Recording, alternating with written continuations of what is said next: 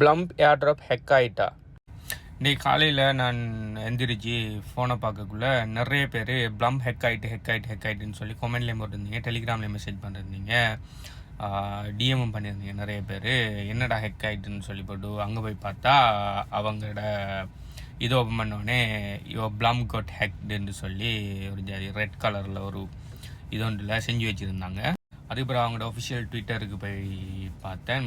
அவங்க பொக்ராஸ் லம்பாஸ்ன்னு சொல்கிற இன்னொரு கம்பெனியோட ஒரு பார்ட்னர்ஷிப் டீல் ஒன்று போட்டு அவங்களோட தீமுக்கு இவங்களோட தீமை மாற்றிருக்காங்க. அதுக்கு ஹெக்குன்னு சொல்லி போட்டு எல்லாருமே ஃப்ரீக் அவுட் ஆகிட்டாங்க. அதுக்கப்புறம் அவங்களோட ஒஃபிஷியல் சேனல்லையே போட்டிருந்தாங்க, அது ஹெக்கெலாம் இல்லை, நாங்கள் அவங்களோட ஒரு பார்ட்னர்ஷிப் செஞ்சுருக்கேன்னு சொல்லி. நீங்கள் ஸ்டில் அதை ஓப்பன் பண்ணிவிட்டு ஒரு இது மாதிரி வரும், ரெட் கலர் புக்ஸ் மாதிரி வரும், ரெண்டையும் க்ளோஸ் பண்ணிவிட்டு நீங்கள் வளமையாக செய்கிற ஃபார்மிங் ஆக்டிவிட்டீஸை செய்யலாம், நீங்கள் எல்லாமே செய்யலாம். அடுத்தது நீங்கள் டோக்கன் கலெக்ட் பண்ணலாம், எல்லாமே செய்யலாம்.